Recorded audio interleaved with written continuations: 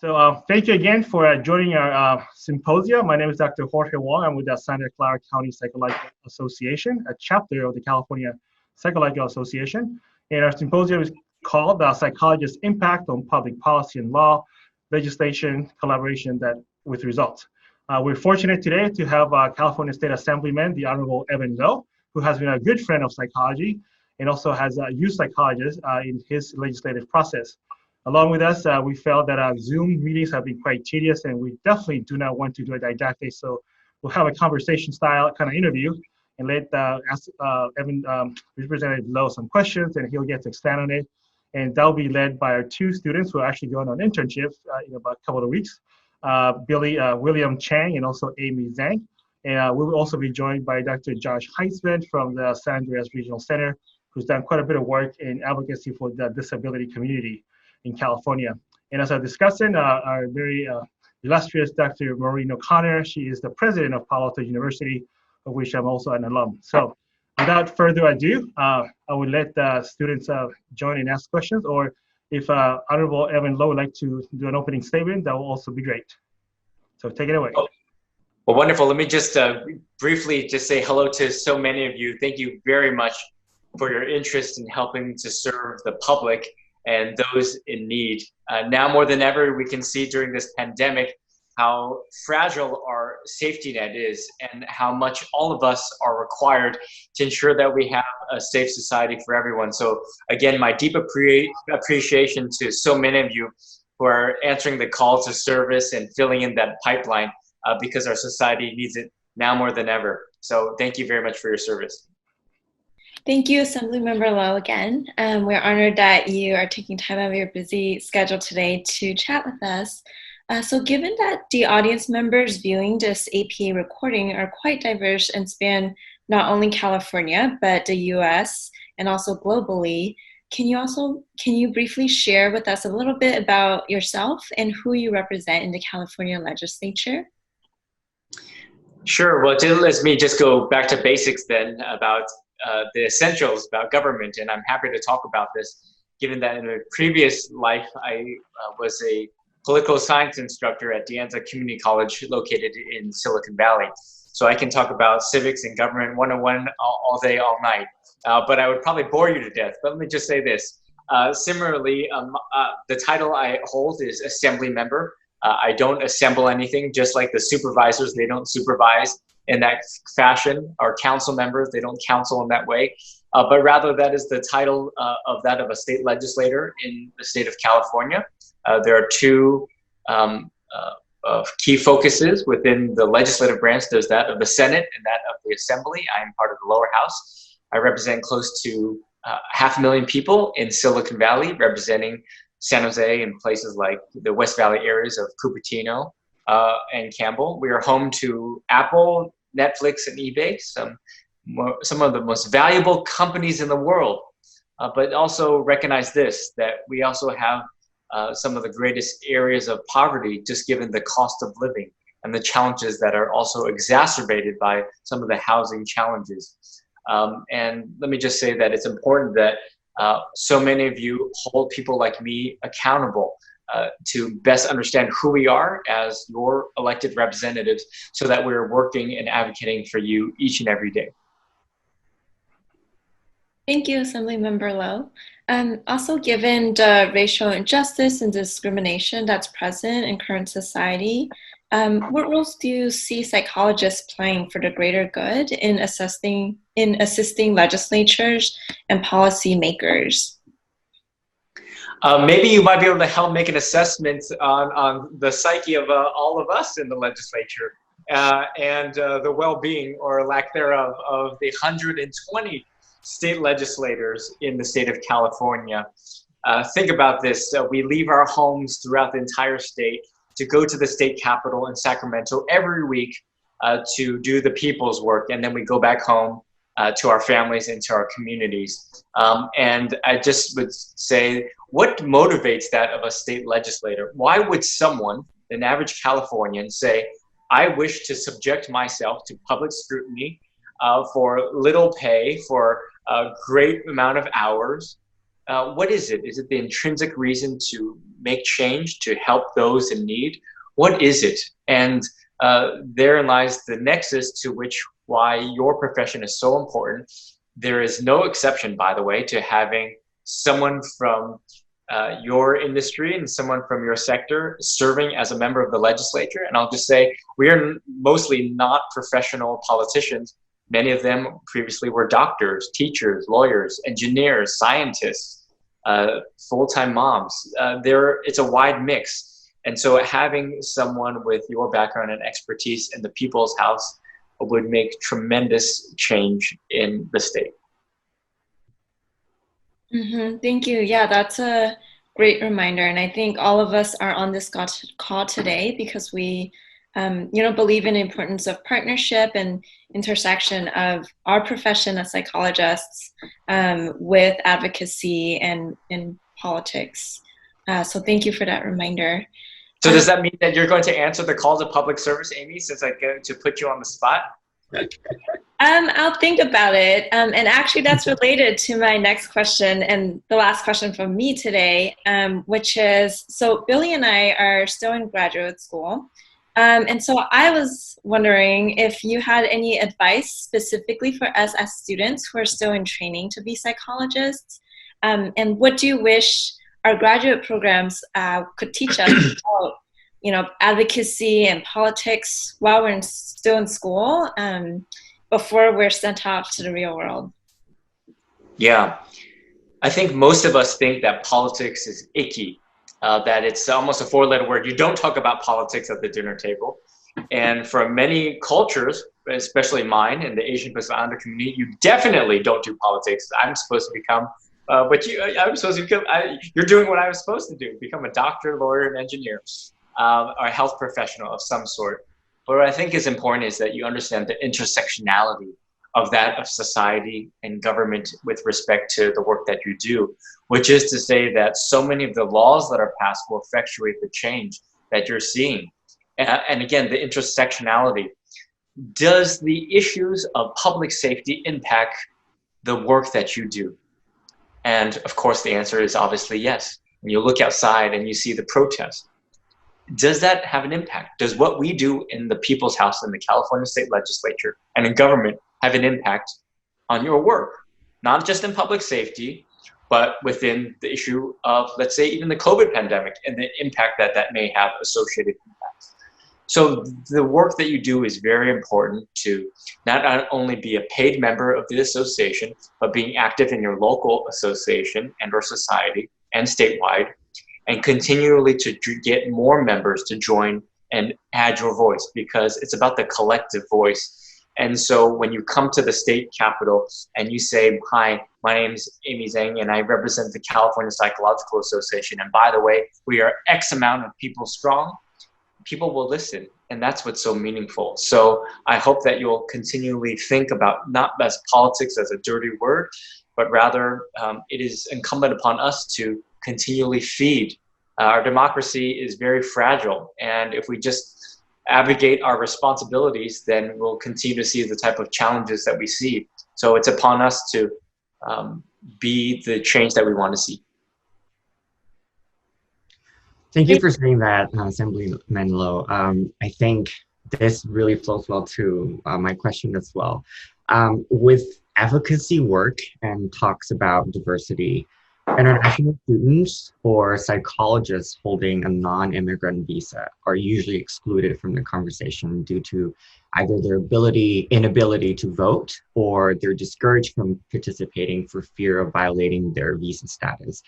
I'm curious to hear from you and see if you have any guidance for them if they want to be involved in advocacy. Your question was if there are individuals who are documented or are visa holders if they wish to participate in the social justice? Right. I think we are global citizens. We all have an opinion, and there are various venues to be able to do so. Of course, one should always factor in what you suggested and making sure that there's a sense of how this would have an impact on their status, and also be cognizant of the ramifications and the consequence that could also follow, which is important to note. But nonetheless, I think as global citizens, we all have access to social media and have opportunities to work within existing infrastructures so that you're not alone, so that you won't feel vulnerable and that you could be targeted based on your documentation status here in the United States and or in the state, which also goes to show this, that it is the sitting occupant of the White House and sitting Republican United States senators who have introduced legislation and executive orders to ban international students from a number of countries to study in the United States, which is counter to the fabric of American society. We are stronger with our diversity and the strength of our diversity and the talents that they all bring. And by the way, we know that even in the district I represent of Silicon Valley, so many of these companies are founded by those that are foreign born and are foreign trained, and also continually wish to participate in American society and our job creators. So it's important that we don't look at these walls, we don't put up barriers, but that we increase the opportunity to strengthen our diversity. But again, doing so in a collective fashion, I know that people are very scared, but there are existing infrastructures to which everyone can add their voice as well. Thank you for saying that. It's really encouraging, especially given the current political climate. It might be scary for people to speak up when it is actually very scary to do so.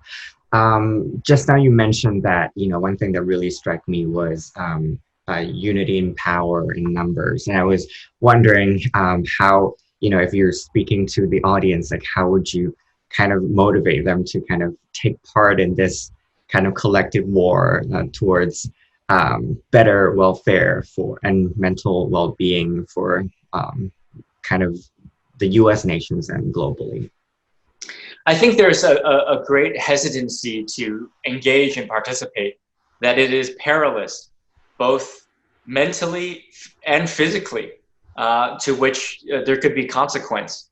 And it's just easier to hide, turn on your Netflix and watch popcorn and not turn on the news and watch TV and not subscribe. Of course, we sort of need these sort of some timeouts, of course.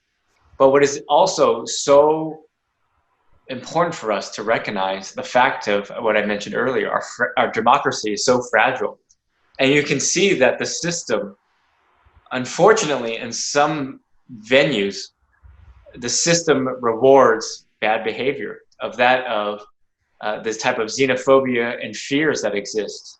But again, just given your profession, I think you know better than anyone else in society, the average individual, how important our advocacy is on the mental stability and the mental wellness of our society, for that to us to believe in democracy, to believe in government, and frankly, to believe in one another, that we need to continually believe in each other. That's what this is about. Society is set up to be invested in each other's shared success, not to demonize or to tear down another, and that it's us versus them, but we are all one. We are all one basic race of humanity, which is important for us to recognize. So again, I'd encourage everyone to think about this. And oftentimes I also get, well, does our vote even matter? And I'll just share with you, I'm a millennial and I didn't want to do politics either. I'm an introvert. I don't like conflict. And I was taught by my family not to get involved in such divisive issues.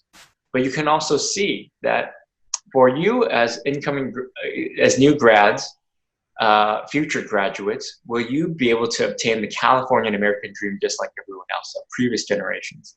And the answer is that it's that much harder. Then who's to be held to account? And what is the role that you play to ensuring that you are seeing the systems of change so that we collectively rewrite the rules of the economy to work for us? Because the rules are currently written for the big corporations. And I say that representing Silicon Valley. But that is the truth. If you look at the tax structure and if you look at data and facts and basic economics. So what are we doing collectively to ensure that we are voicing and doing our part? And again, finally, let me just say, when we look at facts and data, this is not just rhetoric, what I'm talking about. When you look at voter participation from the demographics of those that are under 40 years old, significantly less and low in percentage In fact, in the 2014 election, lowest voter turnout in modern state history. So when you think about the importance of the basic fundamentals, we need to reinvest in civics education and what our role is to be active citizens. Thank you very much. It's really encouraging to be reminded that, you know, we're all together. And that's all of my questions.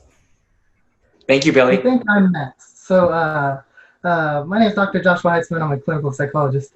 It's nice to see the graduate students being able to speak to you. It's a wonderful opportunity. So thank you so much for that.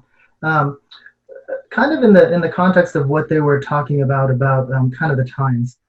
I know in 2018 you introduced the bill AB 1968 on mental health in firearms. Now we were just curious about. Can you share kind of the background behind that, how that came to be, and it really didn't have that much opposition, but just kind of curious about both sides of that bill. Well, let me just say that it goes to recognize the importance of the cavalry that exists. And I'm so fortunate to have you as part of the wider cavalry to ensure that we see the type of policy changes in the state of California. And that is to say that I have a great partner in that, in Dr. Jorge Wong, to which not only does he testify alongside with me on these various issues, but he is also a person of contact that I go to back at home locally in Santa Clara County, just given our over a decade plus years of relationship. So let me just pause to say relationships are so important. So I'd encourage all of you watching to develop the relationship with the policymakers to help effectuate that change. Because when there's a level of trust, that will help shepherd the issue through. We as elected representatives, for the vast majority, are generalists, which is to say that we know quite a little bit about everything. But when we are able to rely on your expertise and ask you, the subject matter expert, on an issue that you deal with day in and day out and have the training on this, there is no substitute for that. So when talking about this issue with respect to firearms and mental health, we were able to shepherd this issue through the legislature with the advocacy of your fearless leaders in your membership and Dr. Jorge Wong to provide credibility to this issue, that this is not a political issue carried by a politician, but rather this is a law that is being proposed by a lawmaker along with the advocacy of those who know what they're talking about and who have the training in this area. That's how we came about to this legislation. And it's clearly a blueprint for a wide variety of other areas as well. As far as kind of follow up to that, as far as for folks who don't, who don't necessarily have a voice, I work a lot with developmental disabilities. And I'm just curious, for folks who don't have a voice, what's the best way to advocate for them? Well, I think similarly, not only those that have developmental disabilities, but let's say students or those that are undocumented, who's advocating. These are not pharmaceutical companies or big defense contracting companies who can spend resources on hiring lobbyists. But what is key to this is also people power, and that there are strength in numbers. And frankly, the credibility of the issue, that this is a just issue, that when you advocate for those that don't have a voice, you stand on that of the merits of it. And I think that is significant to recognize as well. But I think the allyship is also equally important too, which is to say that while the California Psychological Association might think about the importance of the bottom line of advocating for issues with respect to their members, there are other associated issues that also are important as well. So when you think about this allyship, what can the association and members do with respect to other issues on basic fairness and equality, on that of the LGBT community, or that of housing, or the lack of having access to housing, and the impact to the mental health and stability of not knowing where I'm going to get my next paycheck. And therefore we need basic protections on workplace protections, on workers' rights, on universal basic income. These are the type of things that I think are all important for us to recognize. And also, sort of, let me put a plug in then too on a bill that I have similarly with respect to expediting licenses for asylum seekers and refugees. There are no lobbyists for these asylum seekers and refugees. They're not American citizens, but we have legislation to help ease the pain and provide them the skill sets to becoming productive members of our society. So that's equally not specifically an issue, perhaps, that the California Psychological Association would naturally support, but one that could be certainly auxiliary in recognizing the allyship of the mental health of those that are in our state.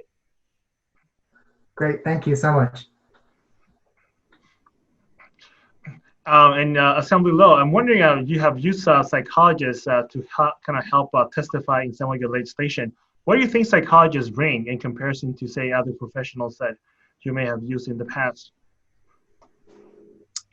You know, you bring some significant credibility, just given the expertise on understanding the issues at hand. You know, not only the clinical training, but you can speak specifically to the professionalism to it. And again, so many of the individuals that testify, the experience is anecdotal or very personal.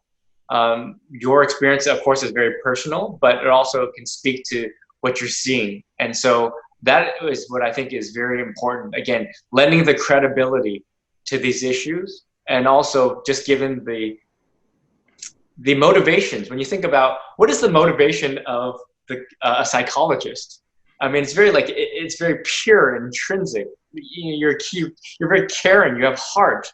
You have soul. You have compassion and empathy. Not to say that other industries and others that testify don't, but clearly when you think about that, of the motivations of someone, why a psychologist would take time out of their day to go visit in Sacramento, unpaid most of the time, to be able to do that. And that's why I think it's very intrinsic, purest reason. Given that this will like 2 more minutes, any closing remarks? And again, we want to thank you for taking the time out of your busy schedule to join us here and shed some light as to how psychologists can be helpful in legislation. Well, I just, again, thank all of you for doing what you're doing. It is so important that you advocate and that you are dues-paying members of the association so that we can strengthen in numbers. Equally, let me just say that do not be afraid of politics. Instead of running away, run towards it. Politics is about our society. It's about our democracy. Yes, it can be frightening, but guess what? Our world is a frightening place. And if you abdicate your responsibilities, then we will continually allow those to run and make decisions without the type of engagement that is required for making sure that we are reflective of our diverse society. So no pressure, but the future is in your hands.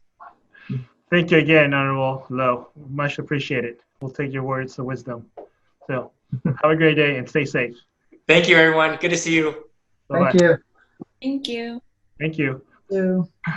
So I'm wondering, given our time, if you guys have maybe like 2 minutes each, and maybe share some thoughts as to what you asked questions to Assemblyman Lowe. He responded. What are your thoughts? So 2 minutes each, and then we'll let Dr. Connor kind of just wrap it up with her discussion and thoughts. I think my main takeaway, especially as a student, is sometimes we might feel like we don't really have a voice, or there's not much we can do, or like we're so busy, we don't have time. But especially given all the recent things have been going on with COVID, with racial injustice, in order to make a difference, I'm realizing, we really do need to be involved. And so I found Assemblymember Lowe to be really inspiring, especially as an Asian American born and raised in the Bay Area. Kind of similar to him, I was taught to stay away from politics, stay away from conflict, kind of put my head down and just work hard. And yeah, given my personal experiences and given our conversation just now, I think it was just a really great reminder that we do need to speak up for ourselves and for others who don't have a voice in society, and that we can make a difference. Thank you. Billy or Dr. Heisman? You can go, Billy. Oh. For me, I think I am really encouraged by the fact that voices do matter and my voice matters. As an international student originally from Hong Kong, there are definitely moments that I feel discouraged to use my voice, and things get scary. Things feel overwhelming, but it is important to know that just showing up and leaning towards, as psychologists, in training and psychologists, we talk about this idea of leaning towards something that is scary. And I think, it would be important for me to kind of walk the talk and kind of just remember the importance of actually speaking up, and for myself and for others. So those are kind of, representing being a member in CPA or APA, and kind of showing up in symposiums and conferences are definitely some ways that I feel safe to do. And when it's available, probably kind of doing advertisements and kind of talking to people, kind of like bringing the numbers, as Assemblyman Lowe kind of talked about. It's something that I definitely am inspired to do. And just a reminder that, Amy and you also volunteered to be the co-chairs for the student committee in the local chapter, the Santa Clara County Psych Association chapter for the California Psych Association. So I think you've had some exposure to some legislation and some advocacy. So I think, and we hope that you actually take that and maybe into internship and also into the future to become a much larger advocate and a proponent of what's the right thing to do for those who can't speak up. So, Dr. Heisman? Yeah, I think, the overall feeling that I get is that we forget how much impact we actually have. Not only the degree, once you get the degree and, the amount of time that it takes to get our licensure and practice and, all these kinds of things, that we have impact. And we have impact that other folks don't have, because we have both kind of what he was talking about, the empathic kind of caring, work hard kind of view, but we also have the backing of the degree to it too. So I think we're taught so much about confidentiality that we keep our, we don't talk much about things that matter to us. And I think stories, that's what they want to hear, is stories about our clientele or discrimination or whatever it is that where people are hurting. And we can really bring that to light. And I think people just don't realize that some of the things that we battle are things that are actually happening. And I think if we can be that conduit to bring that to folks in the way that we do clinically and with experience-wise, I think people listen. And I think we really need to make sure that we take advantage of that for us and for the folks that we serve. Thank you. Dr. Connor, you're the discussing. I want to give you a chance, Jorge. Did you want to comment on what you've heard so far briefly? I think it's definitely encouraging, and I think it's also good for students to really hear about it, because like Amy has said, sometimes that we don't know what to do, and sometimes, like as Billy has said, we're afraid, and sometimes we're taught even through our ethics code to advocate for the needs of our clients and our patients, but we often forget that professionally we also need to advocate not only for our professional scope of practice, but also for the people that we want to see policy, legislation, or good common sense kind of do good healthcare policy. So I would encourage, and I always talked about teaching students while in graduate school and making it a part of our requirement for education, as well as even accreditation. I think it's a great foundational skill to have, as well as over time and professionally. You'll be surprised as to how much knowledge base we have that is really useful to many of the areas of professional areas, healthcare areas, law, social justice, you name it. So I'm a believer. I've drank the Kool-Aid.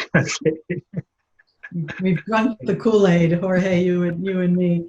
Well, I'm just delighted to have been invited to join with all of you today to think about the role of psychologists in public advocacy. It's certainly a passion of mine, and it's actually why I pursued my degree in law and psychology originally, was so that I could actually speak more effectively with policymakers. It wasn't because I was interested in the law exactly. I really wanted lawyers and judges and others to be able to understand psychology, and I felt like I needed to know how to talk to them. So that sort of, really goes back to the beginning of my career. And if you think about it, what leads us into the field of psychology is really a passion for understanding human behavior and wanting to help the world, right? I mean, that really is what kind of drives us into this field. And those are exactly the things we need to make effective policy, right? If you think about the understanding human behavior, you could pass any law or in the world, if it was not consistent with what we understand about human behavior, it's not going to be effective, right? If Jorge had not been there to testify about the, how to think about mental health needs of the population dealing with commitment issues and mental health and gun use, etc., they could pass a law very different than the one that was passed, right? That didn't have that understanding of human behavior in it. So I think it's incumbent upon us. It's not just, I know it's scary, but it's incumbent upon us to bring that knowledge of human behavior to the policy world, because otherwise they're flying blind and we need to help them. So, if you think about law as a set of behavioral assumptions, we know how to test those. We know how to examine them with our clients, with our research, right? And we can bring that expertise to bear on so many issues. One time I gave a talk to a group of undergraduate psychi undergraduates, and I took, I don't know why, but I was reading the USA Today, which I never read, but I was reading it for some reason on the subway to get down to this talk. And the 50 states, I don't know if any of you have ever read USA Today, but there's like a 50 state review, like a little bit of each state. So I took a chance and I said to the students, pick a state and I'll read today's little blurb and I'll tell you how psychology is relevant to what's talked about in that issue. And we did about 14 or 15 states, and every one of the issues had something about psychology, human behavior, policy, or law. I mean, it was just an amazing exercise, but I think if you think about it that way, of how much we bring to so many different issues. I think sometimes we think a little narrowly about, of course we bring expertise to mental health issues, but we bring expertise to discrimination issues. We bring expertise to enforcement and public safety issues. We bring expertise to health issues. We bring expertise to nutrition, right? We bring expertise across the board. And I just think we have so much potential if we work together. I also thought it was really important what Assemblymember Lowe said about the importance of collective action. I mean, one of the reasons I've stayed involved in the American Psychological Association, the California Psych Association, is because it is that collective action. So we all have to be individually involved, but it's the collective action where we really start to have the most impact. I remember when the United States Congress finally passed hate crimes legislation, which was about, maybe 10 years ago now. It had been 10 years of advocacy by the American Psychological Association and many of the state associations. And people didn't give up. And eventually the right, piece of legislation was passed. And that was the collective work of many, many, many dozens of not just psychologists, but other organizations as well. So the importance of collective action, I thought he really nailed that. That's really important for us to remember. The other thing I want to say, though, is that not just are we not, other than Jorge's class, which I know does this exceedingly well, but not only are we often not taught how to do this in graduate school or how or why to do it, we're subtly sometimes discouraged from doing it.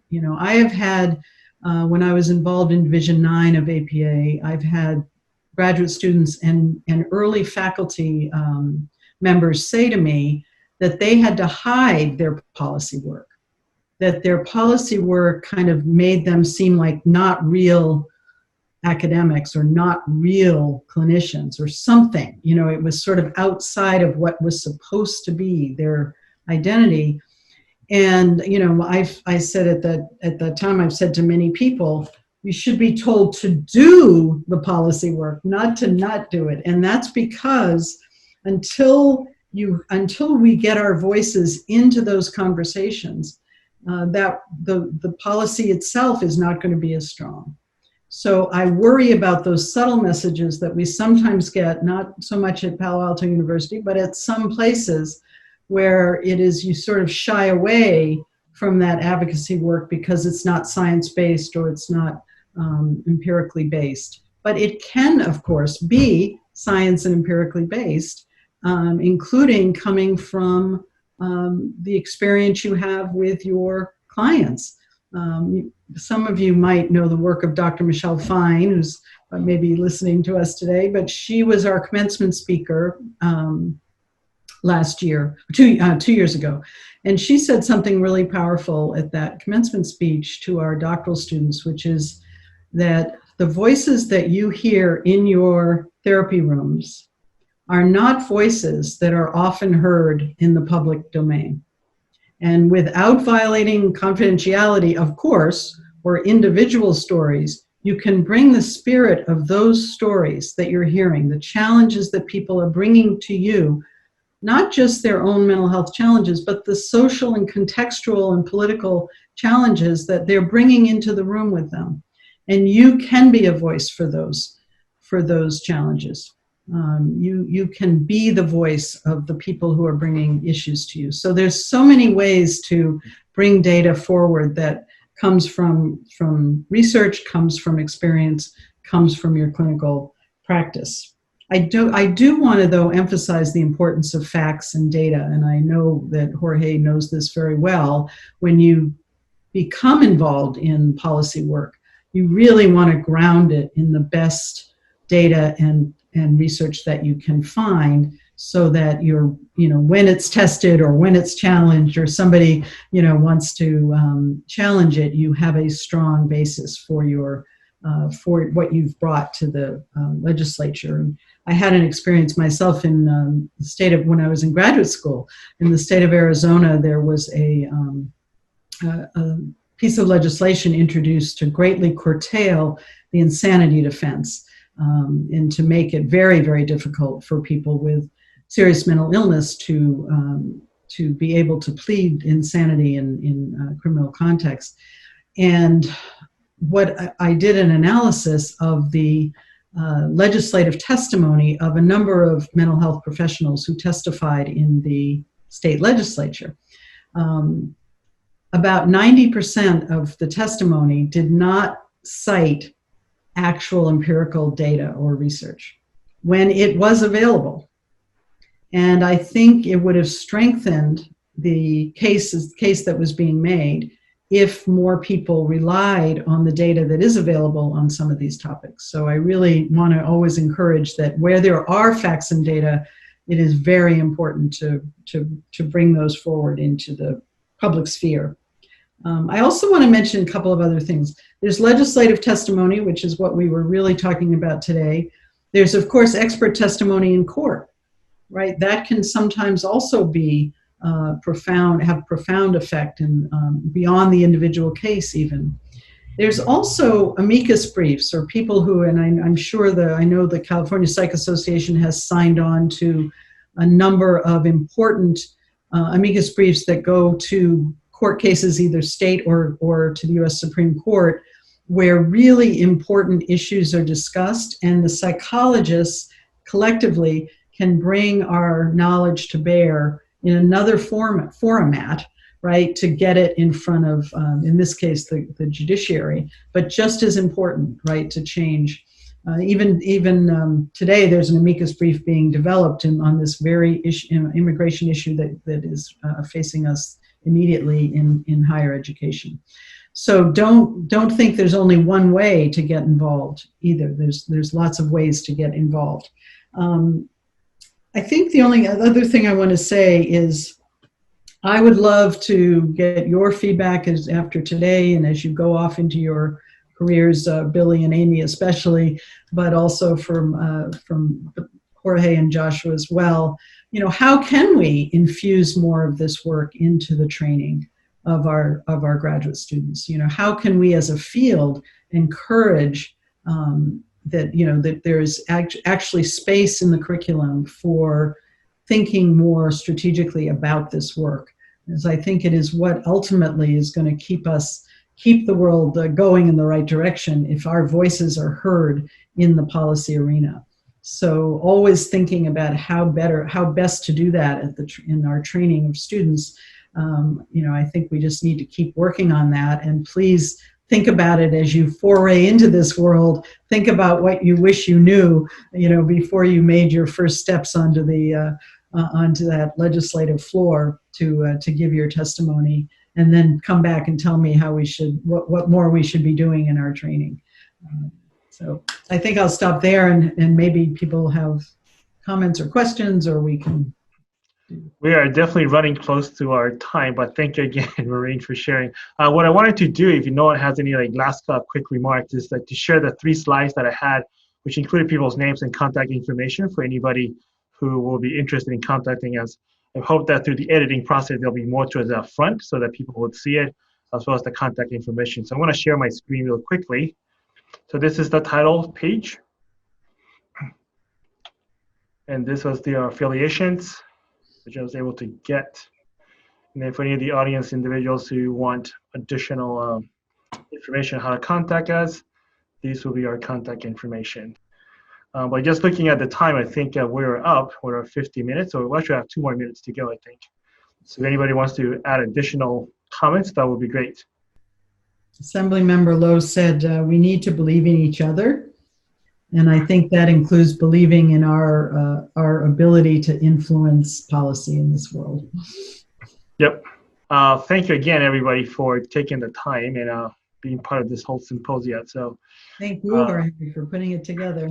Not a problem. Good luck to the students in your internship, and come back and change the world.